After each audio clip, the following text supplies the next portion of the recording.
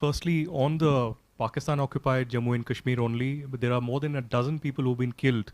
A lot of human rights violations. Also, there's a long march that's happening from Kotli to Muzaffarabad. So, what is the Indian government's reaction to the subjugation that's happening there? Second, recently India won the Asia Cup match, and we had Mohsin Naqvi, the Interior Minister, refusing to give the trophy to the Indian cricket team. How does India look at it? Will India diplomatically raise the issue somehow with Pakistan? We have seen reports on protests in several areas of Pakistan occupied Jammu and Kashmir, including brutalities by Pakistani forces on innocent civilians. We believe that it is a natural consequence of Pakistan's oppressive approach and systemic plundering of resources from these territories, which remain under its forcible and illegal occupation. Pakistan must be held accountable for its horrific human rights violations. हमने पाकिस्तान के कब्ज़े वाले जम्मू कश्मीर के कई एक इलाकों में विरोध प्रदर्शनों की रिपोर्टें देखी हैं, जिनमें पाकिस्तानी बलों द्वारा निर्दोष नागरिकों पर किए गए अत्याचार भी शामिल हैं। हमारा मानना है कि पाकिस्तान के दमनकारी रवैये और इन क्षेत्रों से संसाधनों की संगठित लूट का स्वाभाविक नतीजा है और इन क्षेत्रों पर उसका जबरन और अवैध कब्ज़ा अभी भी बना हुआ है। पाकिस्तान को अपने भयानक मानवाधिकार उल्लंघनों के लिए जवाबदेह ठहराना जाना चाहिए। मधुरेंद्र, इससे आपका सवाल का जवाब मैंने दे दिया है। प्रणय, आपका सवाल भी इसी के इर्द गिर्द था। जहाँ तक जम्मू कश्मीर और लद्दाख का सवाल है, ये भारत के अभिन्न अंग है, रहेंगे ही, हमेशा से रहें।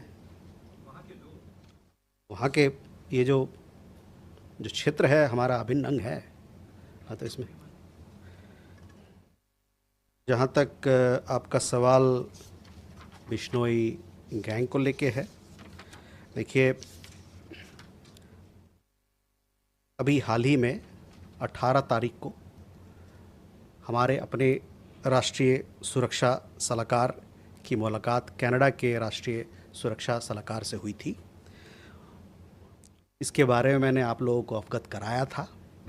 दोनों पक्षों के बीच में अच्छी बातचीत हुई कि किस प्रकार से द्विपक्षीय मुद्दों पर, खासकर आतंकवाद के खिलाफ, ऑर्गेनाइज्ड क्राइम के खिलाफ दोनों देश काम कर सकते हैं और साथ ही साथ किस प्रकार से जो सुरक्षा सहयोग दोनों देशों के बीच में चल रहा है उस पर और मजबूती कैसे लाया जा सकता है।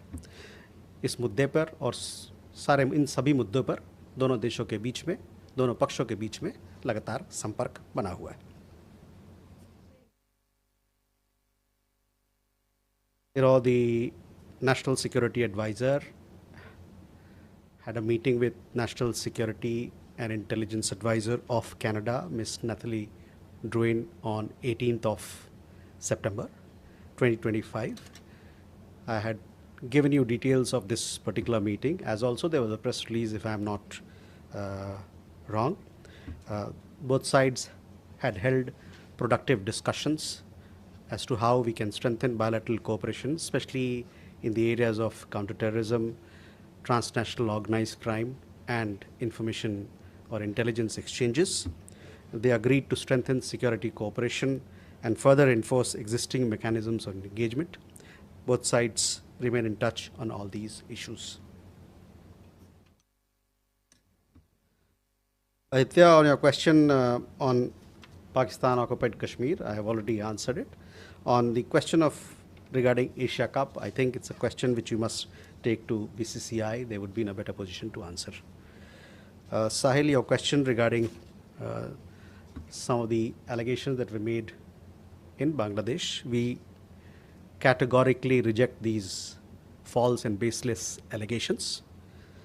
The interim government of Bangladesh, as you are aware, and we've spoken about it on several occasions, is unable to maintain law and order situation in the country and has this habit of routinely trying to shift the blame elsewhere.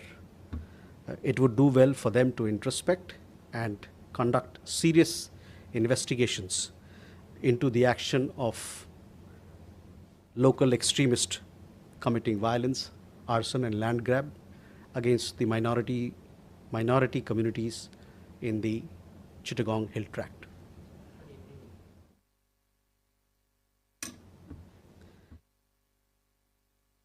जो कुछ बयान बांग्लादेश की तरफ से आया था, ये बिल्कुल निराधार है और हम इसको खारिज करते हैं। अंतरिम सरकार, जैसा कि मैंने पहले भी बताया आपको, कि वहाँ पर कानून व्यवस्था को सुरक्षित करने में, संभालने में